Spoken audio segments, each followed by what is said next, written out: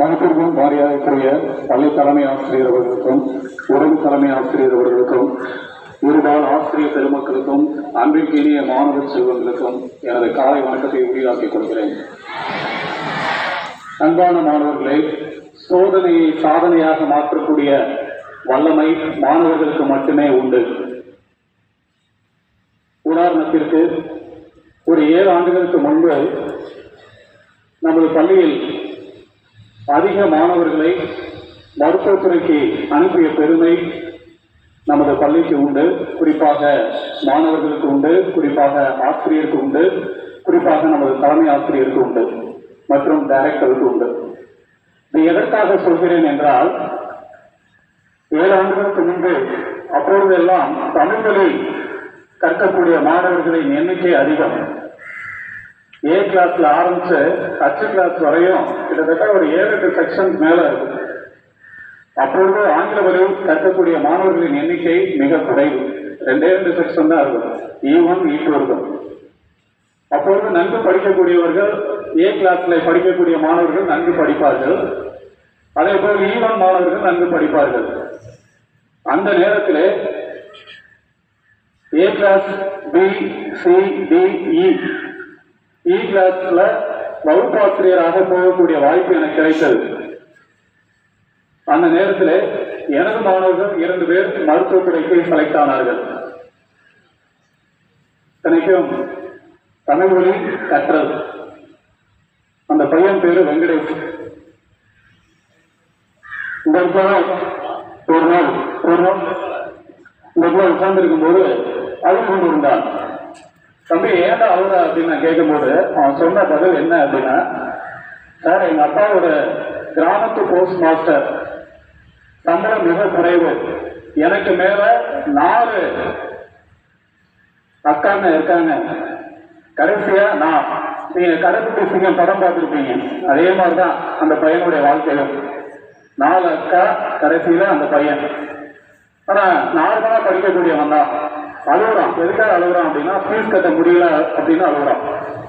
தன்னுடைய அப்பா கஷ்டப்படுகிறார், மிகவும் வறுமையில் இருக்கிறார், ஆனா எல்லா பிள்ளைகளையும் படிக்க வைக்கிறார், கடைசியாக என்னையும் இந்த பள்ளியில் சேர்த்து படிக்க வைத்துக் கொண்டிருக்கிறார் என்ற அந்த மன கலக்கங்கள் அவனை கண்ணீராக ஊற்றுவது அன்று. அப்போது யதார்த்தமாக அவனை பார்த்து கேட்கும் பொழுது இந்த வார்த்தையை அவன் சொல்றான், இவ்வளவு கூட கஷ்டம் சார் அப்படின்னு.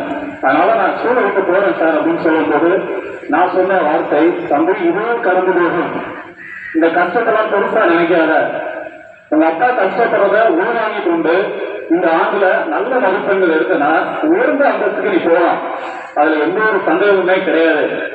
அதே போல் அந்த ஆண்டு நிறைவேற்றது மிகவும் நல்ல மதிப்பெண்கள் எடுத்தான், மருத்துவத்துறைக்கு செலக்ட் ஆனான். பேர் வெங்கடேஷ்.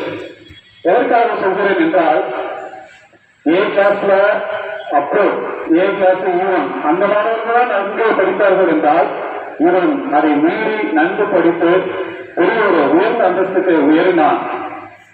மாணவர்களே, இப்பொழுது மருத்துவத்துறை படிப்பை முடித்து இன்றைக்கு தனியா கிளினிக் வச்சிருக்கான். இன்னைக்கு அவன் அப்பா அம்மாவை காப்பாற்றிட்டு இருக்கான். அந்த 4 அக்காவுக்கும் பேருதவியா இருக்கிறான். எதனால் முடிந்தது என்றால், அவன் படித்த படிப்பு மட்டுமே.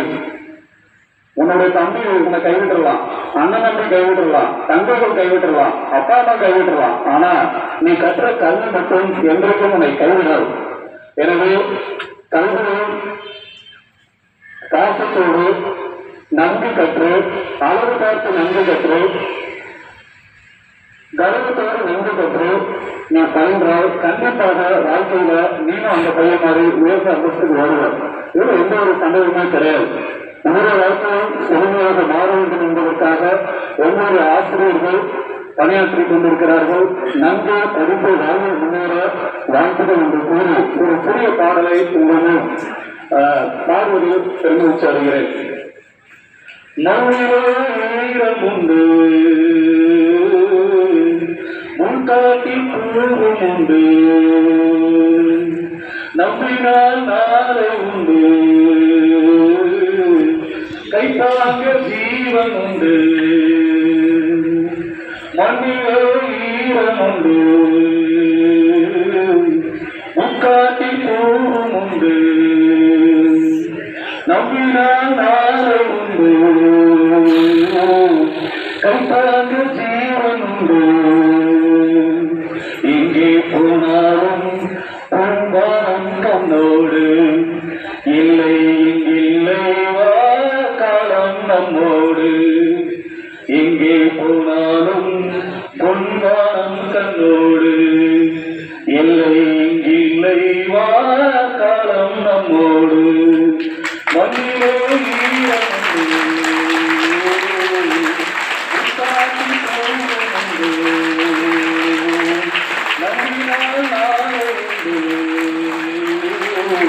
கைதாக ஜீவன்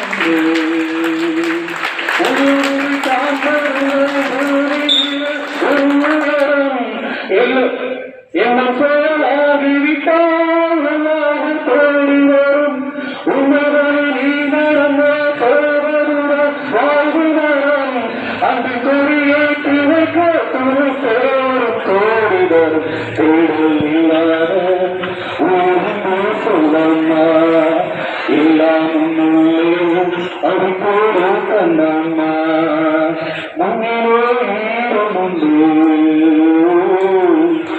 காட்டில் உண்டு நன்றி தேங்க்யூ